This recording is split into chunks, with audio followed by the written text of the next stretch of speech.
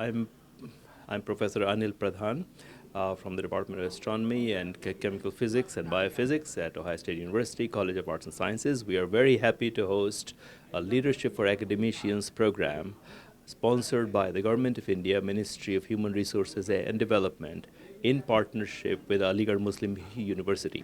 So we are the foreign partners that they have chosen.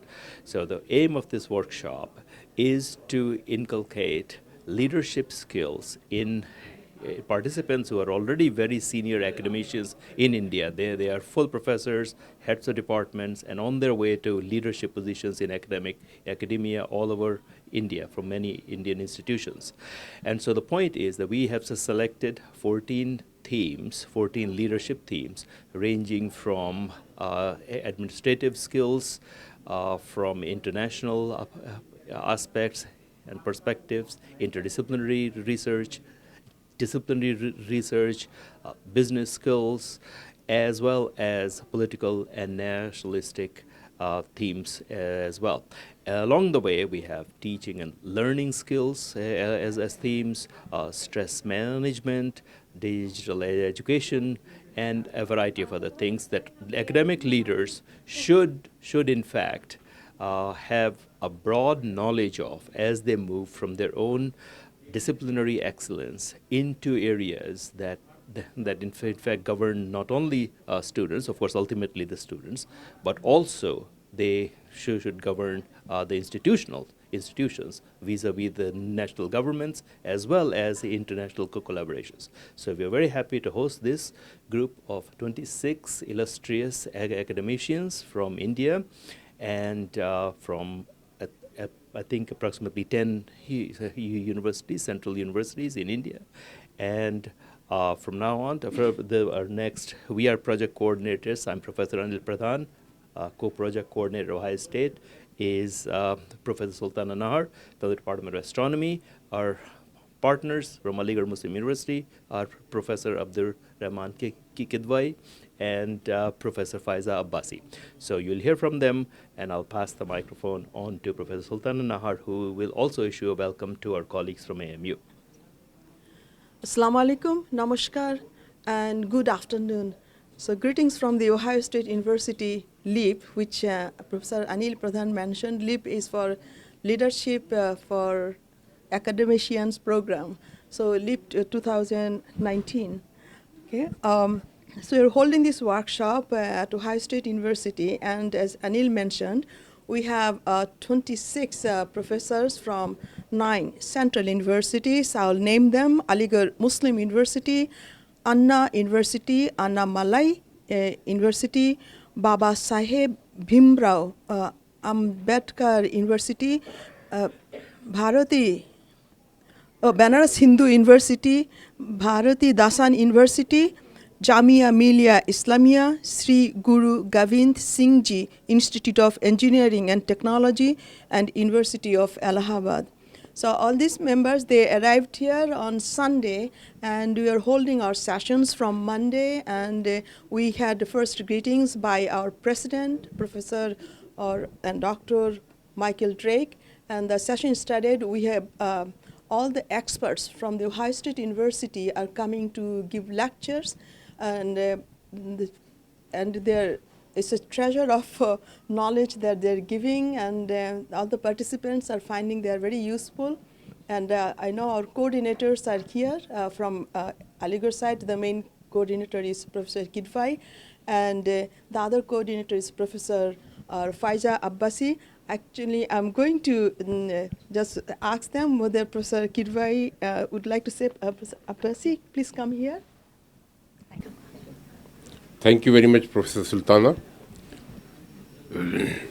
Let me, at the very outset, thank profusely the warm hospitality and generosity extended by Ohio State University in having made all the arrangements for this brilliant training program and for making other logistic arrangements for such a large group as 26 senior professors from various parts of the India. And the overall idea is to sensitize the senior academicians to the American higher education system. So, apart from the hard information and the topics covered, the best part of this training is this comparative learning or absorption and assimilation of American culture, values, their education system. Most of the sessions they have been really nothing short of a revelation, because we come to know, gain such insights into the American higher education system, their functioning, their working, their mechanism, their delivery system. So everything is of immense benefit, and these are the things which you cannot gain or which you cannot learn through books or internet. It is just the interaction which helps you gain these insights. So it is a highly rewarding and fruitful experience for all the trainees. Once again, I would extend my heartfelt gratitude on behalf of HRD Ministry, Government of India, and the Aligarh Muslim University to our very esteemed colleagues, Professor Anil Pradhan and Professor Sultana Nahar. They really took pains to organize this wonderful program, and I'm sure my colleague, Dr. Faiza Abbasi, who is the co-coordinator of this project, she will complement and supplement my observations. Dr. Faiza, please. Well, thank you so much, Professor Kidwai, and thank you, Professor Sultana and Professor Anil Pradhan. I must say that being a part of this delegation who's here at the Ohio State University for this 1 week to learn about academic leadership, it's certainly a great piece of honor for me. And I can say this on behalf of most of the 26 participants who are here for this 1 week to learn from the Ohio experience, that it has been like an eye-opening for every one of us. This training was preceded by another 15 days training back at the Aligarh Muslim University with similar components: financial management, leadership, communication, team building, research excellence, and various other components of assessments too. But certainly, this 1 week here at the Ohio State University, learning at the hands of very, very eminent resource persons that have been, I'm sure, very painstakingly arranged by Professor Anil Pradhan and Professor Sultana Nahar to engage the sessions here, is certainly very productive. I am sure, just like the name suggests, LEAP, for every one of us, the careers will be growing by leaps and bounds after this experience here at OSU. OSU has a lot to tell us. We have been around the campus, we've been to the downtown, we are seeing the infrastructure, the facilities, the work culture here, and I'm sure the basic mandate of this program, LEAP, as envisaged by the Human Resource Development Ministry, is to enable Indian universities to enter into that very, very prestigious league of world-class universities.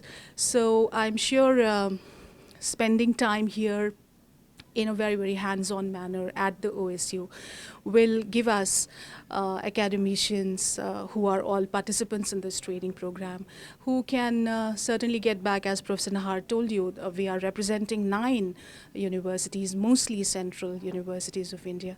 So they can all take back from this OSU experience and help their universities become world-class universities. And that happens to be a dream of the Education Ministry back in India and a dream of our government, and we are very committed to that. And once again, we are very grateful that we were addressed by the President, we were addressed by the Provost, and they all found time for us, and they have all been very kind to us. And I think this will, as Professor Anil also once said, this is not the end, this is the beginning of a long-term collaboration, and we are very grateful we had this opportunity. Thank you so much. I'm pleased to welcome you to Ohio State this week. We are honored to partner with LEAP and Aligarh Muslim University to host your week-long workshop. Leadership in academia is multifaceted. It requires not only academic excellence in your specific field, but also a wider understanding of the issues and responsibilities facing students, faculty, staff, and society at large.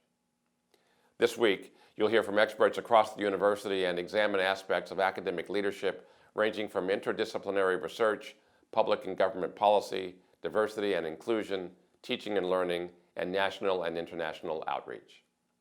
Leadership starts with knowing your values, knowing what matters to you and why. At the same time, you must be willing to open your eyes, ears, and imagination to new ideas and new perspectives. Different points of view can be challenging, but they also have the power to enrich our understanding of ourselves and the broader world around us. On behalf of the university, we hope that this workshop will lead to meaningful collaborations between Ohio State and your home academic institutions. Best wishes for a successful workshop, and welcome to Ohio State. We'll go to the session.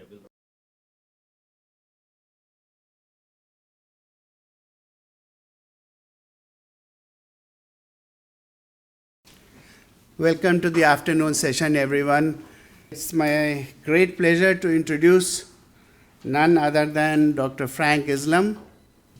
Frank Islam is a successful entrepreneur, a philanthropist, and a civic leader who serves as chairman and CEO of FI Investment Incorporated in Washington, D.C. And he has a special commitment as a writer, and he has written wonderful articles in magazines all over in India, in US, in Pakistan, and many other countries. So he has a special commitment to educational, civic, and artistic causes. He serves on advisory boards and advisory councils of many important institutions, including the Kennedy Center Board of Trustees, the U.S. Institute of Peace, the Woodrow Wilson Center, and the Brookings Institution, among others that I am not listing for the reason of brevity. He also serves on various boards and councils at many universities, more than half a dozen universities, including Johns Hopkins University, American University, and George Mason University. Those who are at AMU are well aware that he has given a huge donation to his alma mater, and he has those strong bonds still. And Frank and Debbie Center of Management Studies, I was able to see last time I was visiting, and now he has also contributed another $500,000 plus for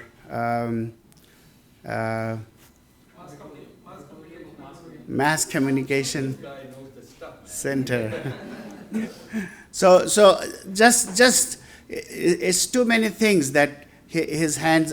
I mean, he is from Azamgarh, and he has contributed a great deal to the development and educational needs of the population there. So we welcome Frank, and he is going to be speaking on nationalism, race, religion, politics, and the need to save democracy. Frank. Thank you, Tariq, for introduction. So I just came here from Washington, D.C., despite the fact that we have an event. Yeah, this is my wife, Debbie. She'll be traveling with me to Aligarh Muslim University to inaugurate the Frank and Debbie Islam Auditorium in the Mass Communication Department, also the Innovation Center at the Management Complex. So I'm trying to figure out that I have enough light, but it seems to me the light is dimmer. And just like the democracy dimmer in India and the United States. So, can you hear me, guys? Yes. So thank you, Tariq, for a wonderful introduction. And thank you for your leadership. Thank you for all you do to make a difference in people's lives. And thank you for your passion and commitment to education. You provide the example and set the standards. Both of us have an unbreakable bond that binds us together as an Aligarhian.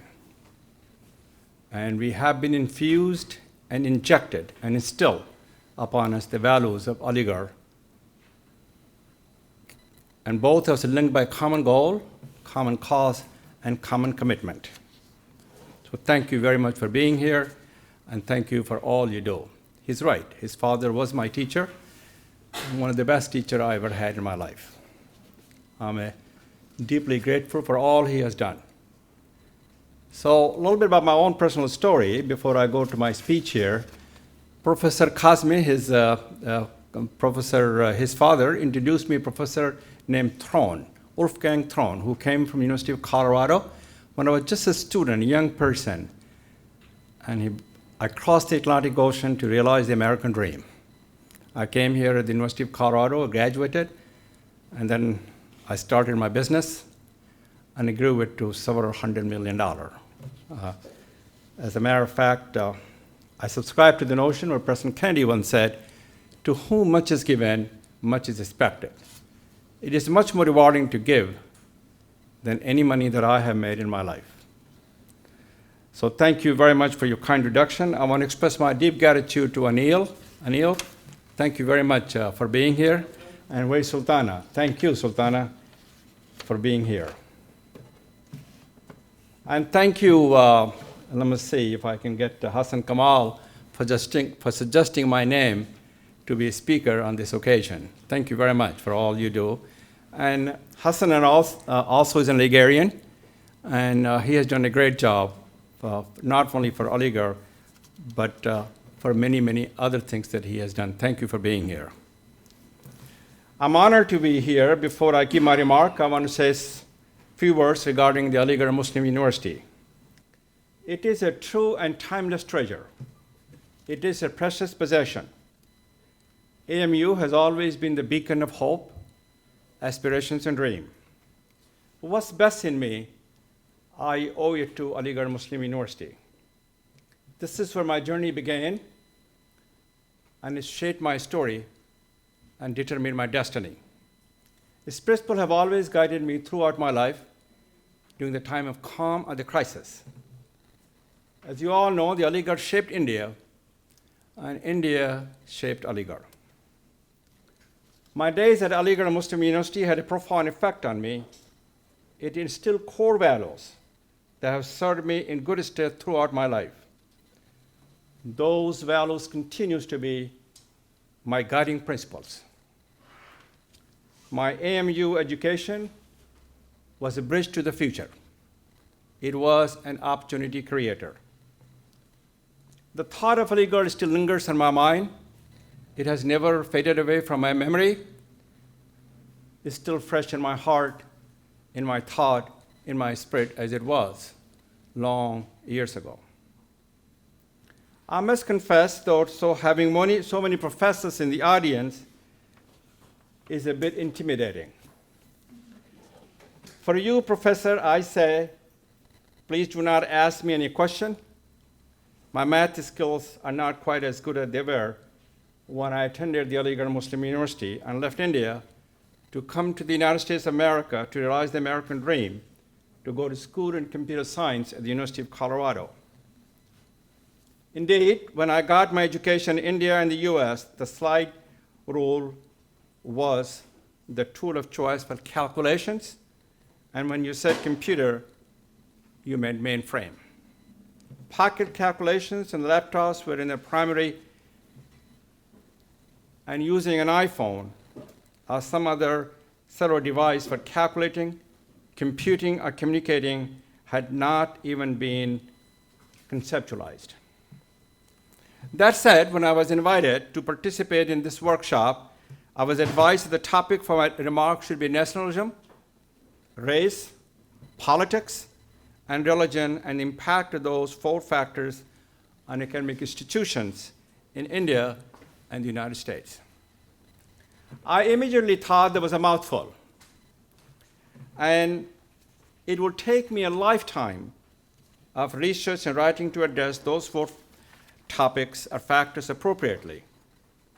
Then, as I reflected more upon it, I concluded that I have something to say on these topics, but to do so, I needed to add another topic, that is democracy.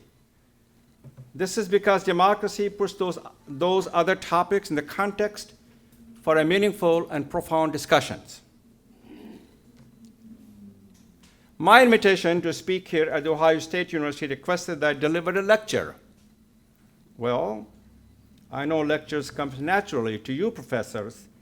That is not the case for a layperson like myself. However, lectures are not my style and not a skill set. I'm confident, though, in providing my ideas, ideals, and thoughts. That is why I've titled my talk, Thoughts on Nationalism, Race, Politics, Religion, and the Need to Save Democracy. In sharing my thoughts, I will begin with an overview of the state of democracy in the United States, India, and the world. Move on to look at nationalism, race, politics, and religion, and their impact upon the nature of democracy in the United States of America and India. I'll conclude by examining what the current climate means for higher education and what those in higher education should do to respond to the current conditions. I will share with you my thoughts not as an expert on any of those topics, not as an academic, not as a researcher, but as a civically engaged Indian American business person whose motherland is India and whose homeland is the United States of America. I love both countries and recognize they are by far the 2 largest democracies in the world. We have a shared interest and shared values. And the future of those democracies is central to the future of democracies and the democratic values worldwide. Let me also add, my story can only happen in America. It's America's inclusiveness and openness that provided me the letters of opportunity to succeed. These are the strengths, values, and qualities of America that all of us can proudly and truly embrace. With that thought, let me start by focusing on the state of democracy in the world today. Sadly, I must say the state is not good. In fact, it could be called awful. When Freedom House released its report, Freedom in the World 2018, it declared that democracy was in crisis, saying for the 12th consecutive year, political rights and civil liberty declined, and that 71 countries suffered net declines and only 35% registered gains. Things have not gotten any better in the past year. Freedom House report, Freedom in the World 2019, declared democracy was in retreat, with 68 countries showing net decline. In this 21st century, democracy is descending and autocracy is ascending in countries around the world. In addition to Freedom House findings, numerous other studies are showing that trend. For example, a Pew Research Center survey last year of citizens in 38 countries found only, and I quote, a shallow commitment to representative democracy, and a substantial percentage is willing to consider non-democratic options across all of those countries. That is a lot of abstract and conceptual. Let me bring it up close and personal by focusing on the 2 countries of my heritage. United States of America, and India. The Pew study found that in the United States, 40% of the respondents were fully committed to representative democracy, 46% were less committed, and 77% preferred a non-democratic option. That's not very good, but it is exceptional compared to the findings for India. The Pew study disclosed that of all the countries surveyed, support to the strong leader who's unchecked by the judiciary or parliament is highest in India. Only 8% of the Indian respondents were fully committed to representative democracy, 67% were less committed, and 9% preferred a non-democratic option. India and the United States are the world's two largest democracies. Active and engaged citizenship is essential to keep those democracies vital and vibrant and exemplar for democracy worldwide. The Pew finding, in conjunction with other studies that I have reviewed, indicate that citizenship support for democracy is eroding rather than increasing. To a large extent, the erosion has been driven by polarizing nationalism, identity politics, blatant racism, and religious discrimination, hostility, and prejudice. Let me address those areas, beginning with the nationalism. Nationalism has become a hot topic for political leaders, the media, and academic journals over the past few years. Foreign Affairs magazine devoted much of its March-April issue to articles in a section titled The New Nationalism. Some of those articles point out the word nationalism is being mischaracterized and misapplied. I will explain why and say more about this later in my talk. For now, let me describe the primary types of the alternative nationalism, what I call pseudo nationalism, that are divisive to a nation, a state, rather than unifying. Those types are white nationalism and the religious nationalism. White nationalism is a dominant in the United States of America. Religious nationalism is a dominant in India. In October of 2018, at a rally for United States Senator Ted Cruz in Texas, President Trump proudly proclaimed himself a nationalist. After that, Trump reaffirmed his proclamation in an interview with Fox News host Laura Ingraham, in which he explained, and I quote, "I'll look at two things, globalists and nationalists.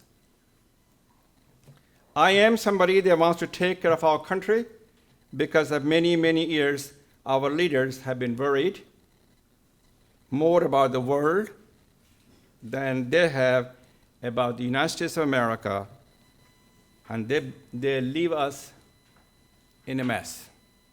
I'm proud of this country. I call that nationalism. I call it being a nationalist and do not see any other connotation than that." The President of the United States might not have seen it in any other connotation, but many knowledgeable observers and commentators did. His defining himself as a nationalist evoked a firestorm of criticism, mostly centering around the fact that the choice of and the emphasis on the word nationalist may possibly be a dog whistle to Trump's base and supporters, signifying and reinforcing his commitment to a discriminatory and exclusionary United States of America. More recently, in July of this year, Trump evoked an even bigger firestorm of criticism with what has been called his racist tweets, in which he said that 4 Democratic women of color in the United States Congress should go back to those countries of origin. This followed by campaign rallying in North Carolina, in which a Trump supporter shouted, "Send her back," after he made disparaging and attacking remarks regarding one of the Congresswomen, Representative Ilhan Omar of Minnesota, pushed the white nationalism and white nationalist accusation to the boiling point. Religious nationalism in India seems relatively mild in comparison to the white nationalism in the United States. Nonetheless, it is insidious and dangerous to the very essence of a secular democracy. Religious extremism and religious nationalism in India is alarming and concerning to all of us in the world, because it does not represent the values, the character, and conscience of a nation that has become a global beacon of hope for democracy around the world. Milan Vaishnav highlighted those dangers in his monograph, Religious Nationalism and India's Future, published by the Carnegie Endowment for International Peace in April of this year during India's election cycle. In his monograph, Vaishnav addressed the emergence and the growth of the BJP and its desire to make Hindu nationalism equivalent to Indian nationalism. He points out, while religious nationalist movements exhibit considerable variation, they share many common attributes. First, most religious parties possess a puritanical streak that colors their electoral platforms and subsequent methods of governance with a moral cadence.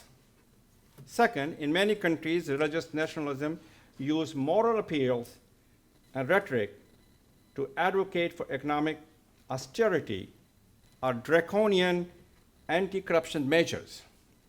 Third, religious politics often betrays a majoritarian nationalism which seeks to redefine the basis of national identity in a manner that excludes or marginalizes religious minorities. End of quotation. Since I'm on the topic of the overlap between religion and nationalism, let me spend a little bit of time here on religion in India and the United States. To my knowledge, Prime Minister Modi has never declared himself a nationalist. I'm certain that he would never declare himself a religious nationalism. Still, he's very proud of his religion, and there is an encroachment of it into the way he governs. This is evidenced by the plans to build a wide path from the Hindu Kashi Vishwanath to the Ganges River in Varanasi. I grew up in Varanasi, but I was born in Azamgarh. Even though Varanasi is a Hinduism's holiest city, but it is a place where youth of all religion work and play together because they were bound together in the service of others. I firmly believe and strongly believe that this interdenominational history should be maintained and recognized by placing stations of all religions along that path. Not just the Hindu, but the Christians, Muslims, Jain, Sikh, and many other religions, the diversity that India is. Let me move from India to the United States.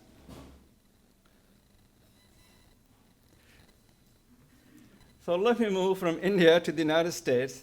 The foremost religious groups supporting President Trump during his campaign in 2016 and in his re-election bids are evangelical Christians. This is not because President Trump is Christian himself. In fact, many individuals consider Trump to be a non-religious person who's either completely immoral or immoral in his personal behavior. This does not bother the evangelical Christians because he supports their stance against the abortion, which is the single political issue that matters the most to them. It is a wedge issue transcending everything else. This brings me to identify politics. The identity politics is where people are define themselves by religion, by race, by sex, or some other characteristic. And then political campaigns are conducted and policy positions are created to respond to those characteristics. Noted political scientist Francis Fukuyama wrote a long article for Foreign Affairs in 2018 titled Against Identity Politics. In that piece, he argues that politics of this type harms democracy. He further asserts that in the United States, perhaps the worst thing about left-wing identity politics that would be Democrat is that it has stimulated the rise of the right-wing identity politics, and that would be Republican. I do not know if that is the worst thing, but I do know that identity politics as the primary mode for communicating, legislating, is not the basis for healthy democracy because it does not provide a solid framework for reaching common ground, achieving a compromise, or the building of a consensus. I have now looked briefly at the intertwining of some forms of nationalism, politics, race, and religion, and the effect that they can produce for a democracy. A friend of mine, the conservative journalist Jonathan Goldberg, described the current situation in a book published last year titled Suicide of the West: How the Rebirth of Tribalism, Populism, Nationalism, and Identity Politics is Destroying American Democracy. As I have attempted to illustrate, it is not just the American democracy that is at risk, it is the Indian democracy. And the very conception of the democracy itself. If the democracy dies, the world as we know it and want to be will never be the same again. I may be overstating the case just a bit as we convene here at Ohio State University in September of 2019. There is a struggle for the head, the heart, and the soul of democracy. What did this mean for you as a professors, as researchers, as academic? On what role should and can you play in that struggle? Let me preface and qualify my comments in this regard by stating that I'm not on the ground and do not have an insider's perspective what it means to you individually. I've had the good fortune to visit Aligarh Muslim University on several occasions over the past decade and to speak at many institutions of higher education in India and the United States, and to also sit on several boards in the United States of America. So it is from that perspective that I offer my observations and recommendation. My overriding recommendation is simple and straightforward. It is to keep on keeping on, continue to do what you have been doing, because India and the United States needs you to be there now more than ever. As I have said before in other speeches, I see the role of higher education in this 21st century to be of that shaping studies, shaping students, and shaping society. Those of you in this audience know far better than I do what needs to be done to shape studies and students given the current environment. The one observation I will make is that I know there are critical needs to expand traditional and vocational and technical programs and opportunities for students in India, and to increase the outreach to women, to minorities, to socially economically disadvantaged, and others in the weaker sections. You professors can be the leaders in ensuring that these needs are addressed. By doing so, you'll be helping to shape society and Indian democracy through your civic engagement. As I have said earlier, India is the largest democracy in the world. Through your increased civic engagement and with the assistance of those from other institutions and organizations, you can enable India to become the leader of the world stage for democracy around the globe. So what's the civic engagement? The best definition of civic engagement that I have seen comes from a collection of reading called a title, Civic Responsibility in Higher Education. That definition states, civic engagement means writing to make a difference in the civic life of our communities and developing the combination of knowledge, skills, values, and motivation to make the meaningful difference. It means promoting the quality of life in a community through both political and non-political processes. Sometimes when I say civic engagement, people say, I think I mean political engagement. I do not. Political engagement is a form of civic engagement, but just one form. In my opinion, civic engagement takes 5 primary forms. Individual engagement, organizational engagement, political engagement, community engagement, and social engagement. Let me define each of those forms briefly. Individual engagement is being the best one can be and personally responsible for one's actions. And organizational engagement is contributing to the success of the groups to which one belongs, such as the place where one works, the place where one worships, and the place of affiliations. Political engagement is participating in those processes that shape the structure and nature of government. Community engagement is collaborating to make the locale and the world in which we live a better place. Social engagement is advocating for justice and equality of treatment and opportunity for all. Let me springboard these 5 general forms of civic engagement to talk about 3 specific areas which you professors can assist in promoting.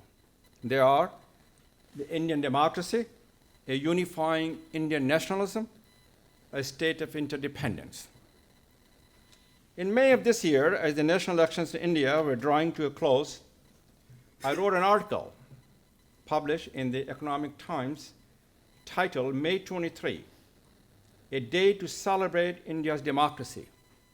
In that article, I cited several sources on the unparalleled and unmatched scope and substantial strength of India's democracy. I concluded the article by stating, the Indian democracy is not perfect, far from it. But India's democracy shines as a beacon of light in a world that is becoming increasingly darker.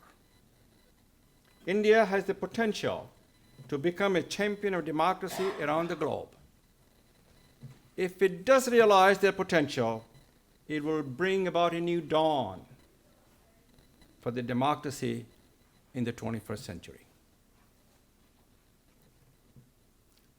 Because of a unifying Indian nationalism and achieving a true state of independence, India can realize their potential. Near the outset of these remarks, I noted the word nationalism was being misapplied, misused, and mischaracterized. Because of that, alternative or pseudo forms of nationalism, such as white nationalism or religious nationalism, come to mind when people say nationalism. Those terms are not nationalism at all. In fact, they are the opposite. They are more populism, which is a political approach designed to appeal to a group of people based upon what they perceive to be their common interest. So the question remains, what is nationalism?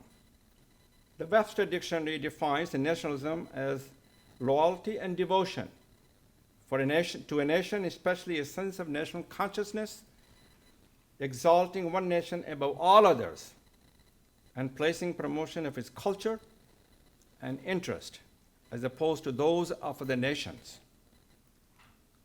Patriotism is a form or twin of nationalism. Several years ago, the American historian Thomas Bender stated, and I quote, "Nations are, among other things, a collective agreement partly caused to affirm a common history as the basis for shared future." End of quotation. More recently, Andreas Wimmer, professor of sociology and political philosophy at Columbia University, wrote, "At their core, all forms of nationalism share the same two tenets. First, the members of the nation understood that a group of equal citizens with a shared history and a future political destiny should rule the state. And second, they should do so in the interest of the nation. Nationalism is thus opposed to foreign rule by members of other nations, as in colonial empires and many dynastic kingdoms, as well as to rulers who disagree with the perspective and the needs of the majority." Each of those statements support the need for and importance of nationalism. India was founded with a strong sense of nationalism.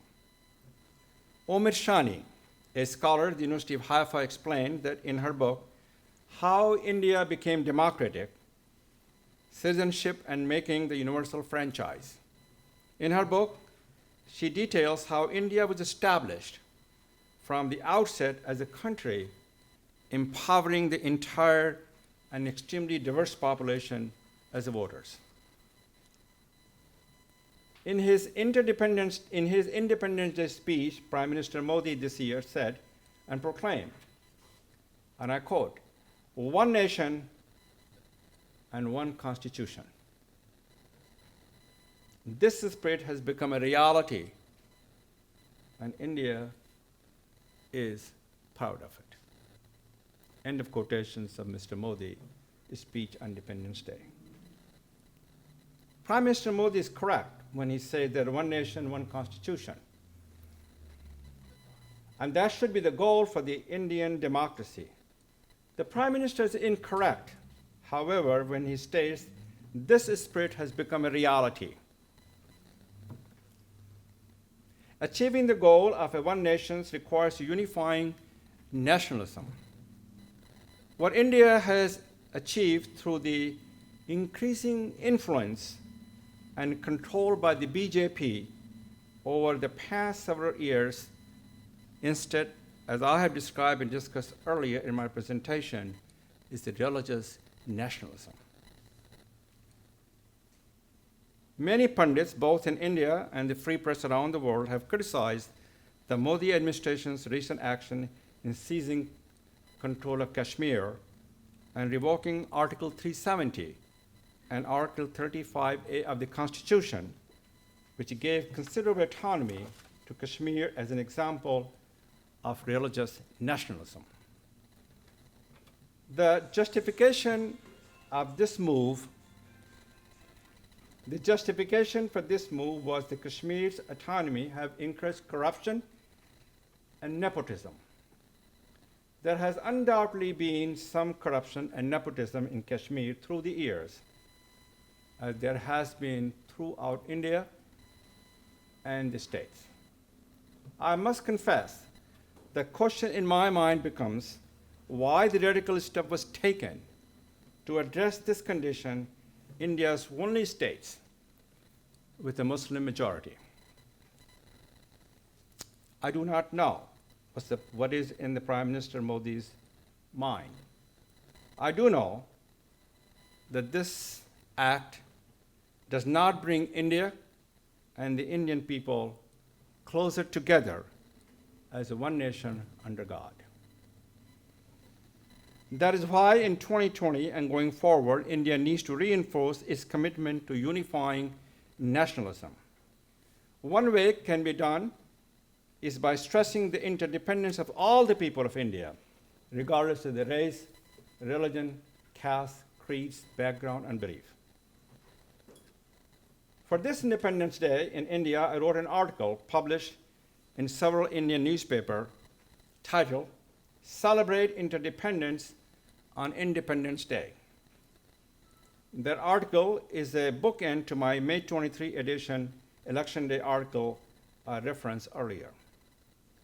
The first article celebrating India's democracy was directed at recognizing that India has achieved.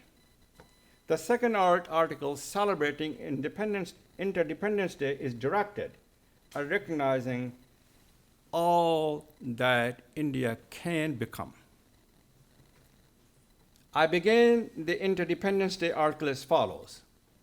My wish for India on this Independence Day is that it be used as a day to recognize and celebrate the interdependence of all Indians. This wish can be addressed by coming together to promote the unity of India as one nation under God on this important holiday. I close the article. These are the items on my wish list on this Independence Day. And I understand they'll be up to us as the mere mortals to pursue them. We can do that not by looking to the heavens and to the God whom we worship, but by looking at the earth and the people and the family that we are. We all have a role to play in that pursuit. Each and every citizen should engage in small acts of kindness by reaching out to those less fortunate and to the downtrodden, by extending a helping hand and hands up. Some people have a special contribution to make. Religious leaders should promote interfaith dialogue. They should bring together followers of different persuasion for meaningful conversation. They should promote a dialogue of understanding and a shared sense of community with other faiths. They should call attention to the fact that attack on one faith is attack on all faith. When we attack each other based on the faith, we are tearing apart the harmonious fabric of a nation. Today, they are the victim. Tomorrow, someone else will be the victim. Political leaders should promote a framework of unity, civility, and decency. They should ensure that all laws are fair and fairly enforced. They should take affirmative actions to promote an atmosphere of communal peace and harmony. They should promote hope, not fear. Civic and business leaders should promote collaboration. They should toil together, transcending their creeds, to plant the seeds for doing good deeds. They should invest in programs that cut across and eliminate racial, religious, and socio-economic divides.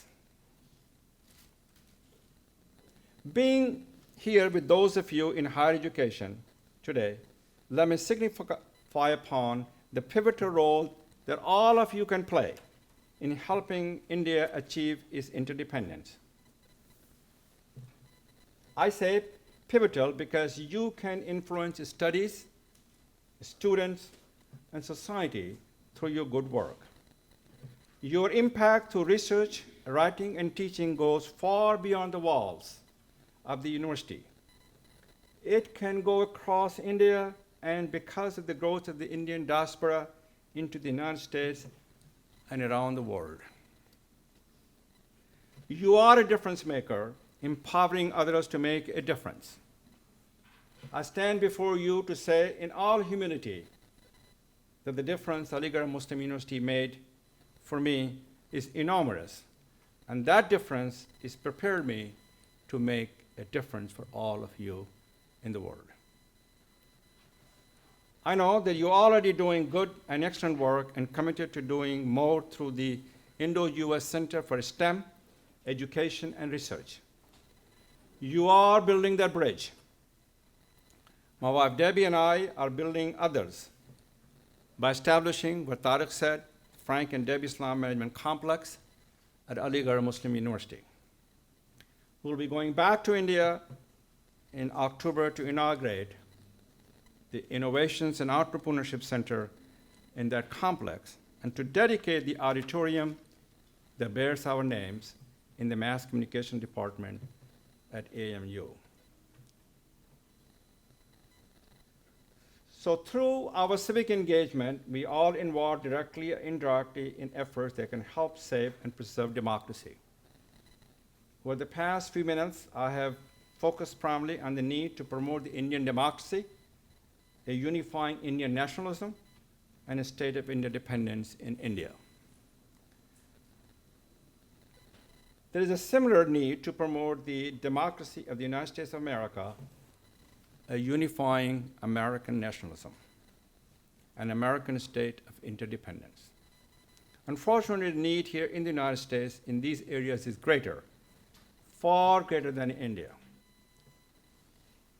This is true because in addition to suffering from white nationalism, populism, and identity politics, the US democracy have a serious case of Trumpism.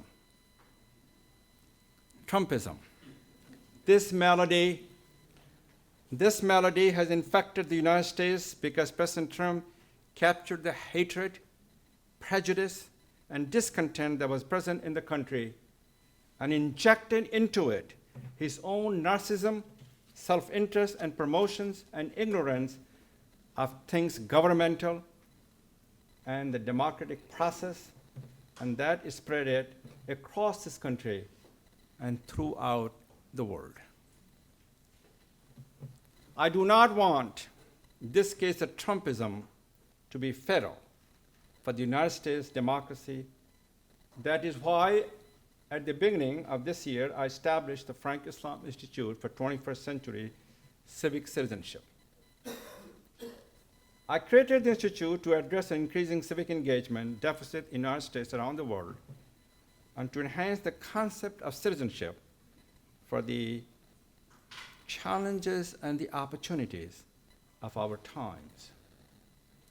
21st century citizenship is the active civic participation of citizens of all ages by being interested, issue-oriented, informed, and independent and involved.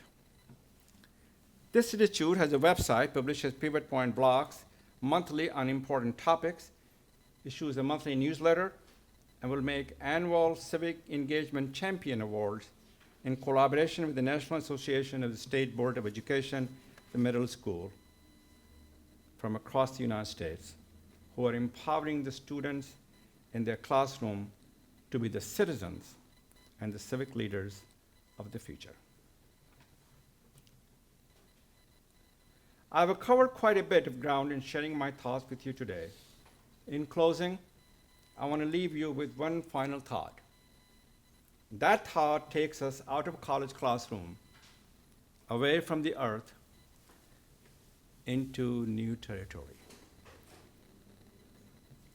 As you know, the 2019 was the 50th anniversary of the United States sending the Apollo 11 spaceship to the moon. President Kennedy inspired all of us to explore the new horizons, venture into the new horizon, and go to the moon. So when astronaut Neil Armstrong stepped out of the lunar module from that ship onto the moon's surface, he famously said, and I quote, "That is one small step for man and one giant leap for mankind." End of quotation. And it truly was. As you all know, the lunar lander from India, spaceship Chandrayaan-2, was unable to land on the moon successfully at the end of its long journey. That was disappointing, but it should not be viewed as a failure. It should be seen as a step forward towards India's making that giant leap at some times in the future. The leap will be an important work in terms of India's national pride, scientific capabilities, and a proof of nation's engineering prowess. In my opinion, however, the more important giant leap will be made by those of you participating in this LEAP workshop and by your predecessors and successors in these workshops. More important than what is learned in these workshops is what will be done with that learning afterwards. This LEAP workshop positions each and every one of you for a giant leap. What you can do with that leap will be up to you. I have every confidence that you will use your leap to find new ways to benefit the Indian society and to propel democracy forward around the world. I hope the thoughts that I have shared with you today will be helpful to you on your journey. Thank you for listening to me. May God bless you. May God bless India. May God bless America. And may God bless the democracy worldwide.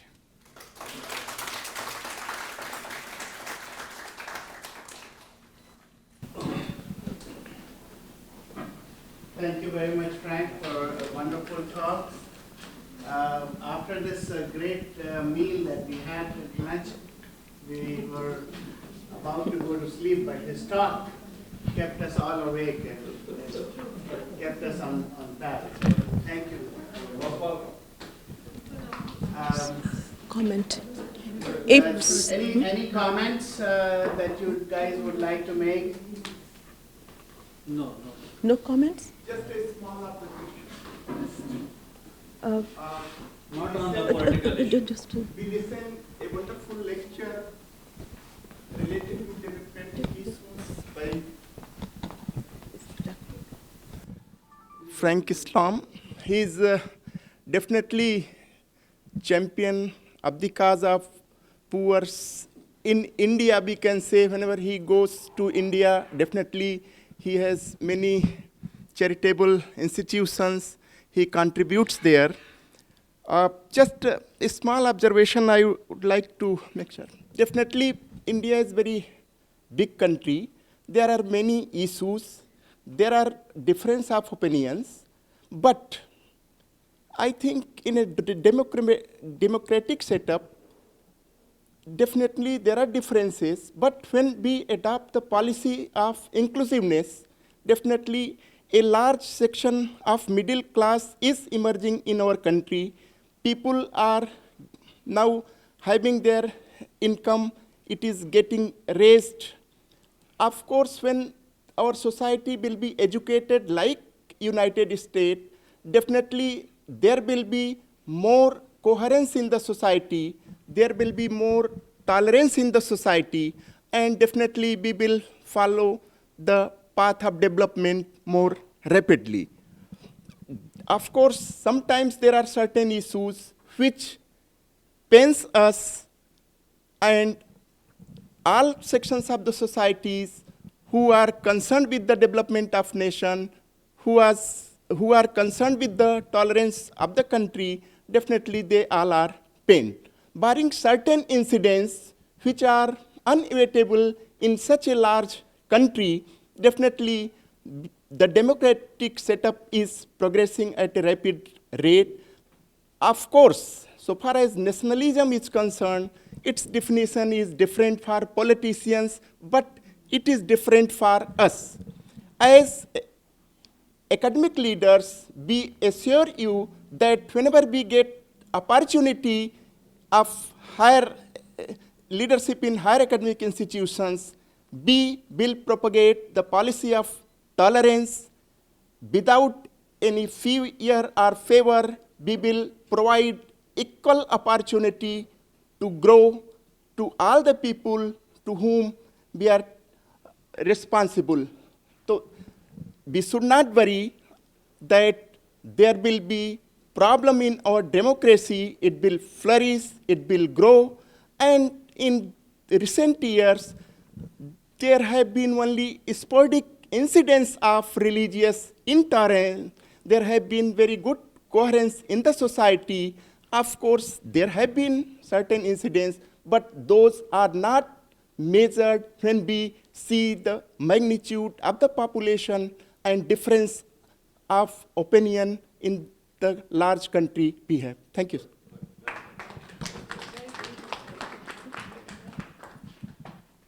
Any other comments?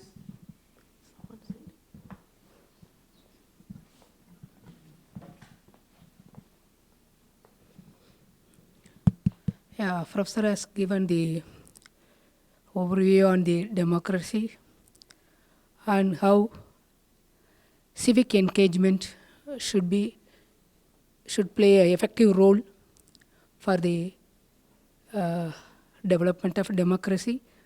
And he has said the statistics of viewpoints on India and United States. Being person from South India, here I would like to record the role played by our great visionary Thandai Periyar.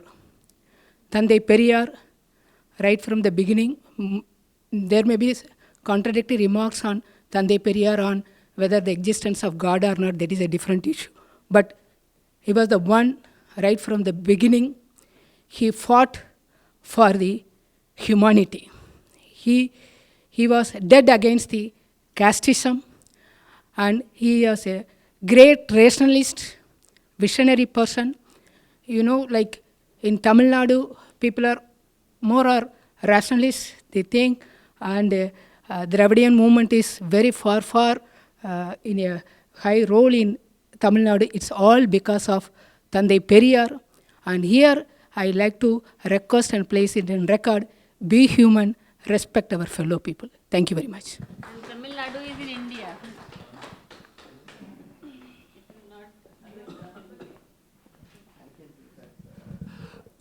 Well, first of all, I would like to thank Frank Islam for an excellent and stimulating talk, some really deep thoughts for all of us, as well as the two comments made just now. They're extremely crucial because they come from you.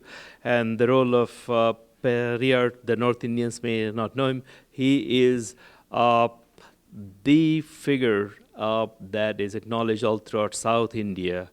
They fought for against discrimination, against casteism, and his role is extremely important, and I do extremely well. And of course, the comment made earlier that academic leaders and the reassurance, in fact, on behalf of you, this is extremely important. We need to hear from you the reassurance that discrimination on any basis whatsoever against the recipient of education, the students, will not happen, regardless of what else happens elsewhere. That was raison d'etre. That was the reason why we designed this particular thematic session, recognizing the political sensitivity of this a priori. We knew that someone, one of you, could say something that may end up in newspapers and reflect quite to the contrary of what the intention of this workshop is. And I'm really glad that the two comments made so far have been consistent with that we need to acknowledge as academic leaders the problems that exist outside in the society and make sure that the people that we protect, above all, the students, they are not affected. So in that, this is an appeal to you, and we seek reassurance from you that you will protect the integrity of the academic institution as to the freedoms that a democracy requires, needs for everyone. Thank you.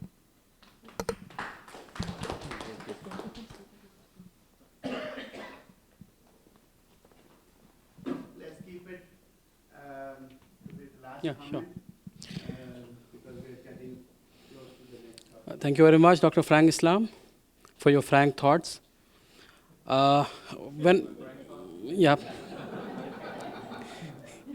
As soon as thank you very much for that.